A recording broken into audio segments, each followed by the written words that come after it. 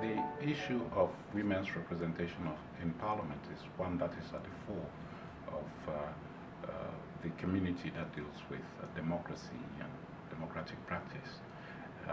It is true that today women represent only 23% of membership in parliaments. This is not very high, but when we look at what it was 10 years ago, just 17%, some progress has been made. The point we are trying to make here is that the progress is slow and we need to ramp up efforts to improve upon women's representation in parliament.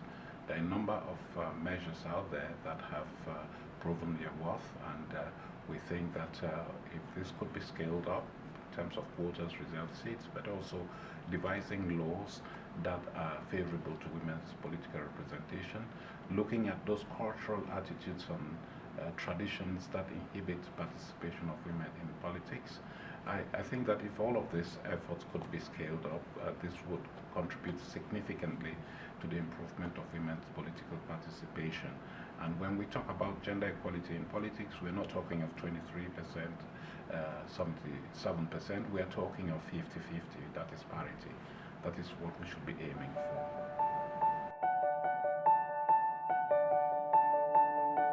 There are a number of things that stand in the way of women's political participation, especially their representation in parliament. And this has to do with cultural attitudes, traditional beliefs. Being in parliament is a male-dominated thing, and there is resistance to women playing a part in a world that is considered to be male. We also have practical difficulties in terms of the resources that are available to women to engage in politics. We have pushback from family, from friends who consider women in politics as an aberration. So we have to overcome some of these attitudes and put in place laws that can promote and foster women's political participation, including their representation in parliaments. First of all, I would like to congratulate iKNOW Politics on its 10th anniversary. The Interparliamentary Union is pleased to have been part of the founding members of this strong coalition. And coming to your question about the usefulness of iKNOW Politics, you know, it's all about generating knowledge, disseminating knowledge, and it is said that knowledge is power. So we want to overcome one of the obstacles that we have seen to women participating in political life. That is the lack of knowledge and skills that are relevant to political life. So iKNOW Politics provides access to this knowledge. iKNOW Politics provides access to expertise. It provides access to a network of knowledge, to a network of people, like-minded people, as well as other women who have made it in the political sphere. So there is a transfer of knowledge, there's an exchange of experience that is being promoted by iKNOW Politics. So we have found it to be a very good tool then for women, for networking, for accessing knowledge.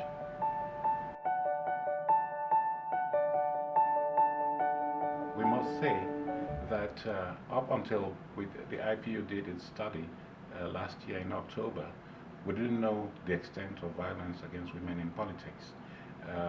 We had heard that there was some violence, but following the survey that we undertook, we realized that it was more widespread than we had thought. In fact, we realized that about 80% of the respondents to our survey had experienced some form of violence, including psychological violence, sexual violence, physical violence, and others. And we think that this has to do again with the fact that women are seen to be encroaching on a world that is supposed to be, quote unquote, a male world. So there is pushback from the males, but also pushback from society as a whole. women who engage in politics are not well viewed. They are thought to be working against the morals of society. So we think that attitudes have to be corrected, attitudes have to be rectified, and measures have to be taken to encourage women, because violence against women in politics is actually a deterrent to their participation in politics. And the IPU thinks that it is important, and we are promoting this action, that we need to first of all acknowledge that there is an issue.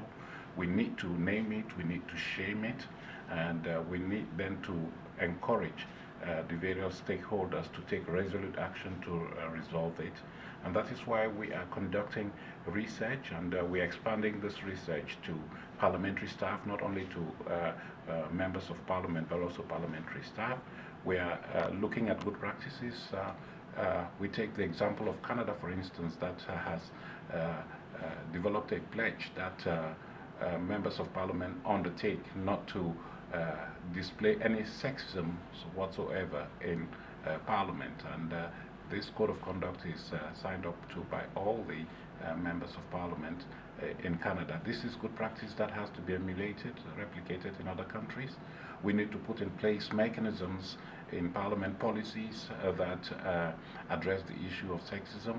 We have to look at procedures for dealing with complaints brought by women parliamentarians on account of sexual harassment, sexual violence, and the rest. So there is a battery of measures that have to be taken, and the IPU is identifying all of this, and we want to work with our partners, including UN Women, to disseminate information on this scourge, which may go out of hand if we don't do something about it. So we encourage UN Women, we encourage parliaments, our member parliaments, to put in place policies, laws that would help us combat this new phenomenon of violence against women in politics.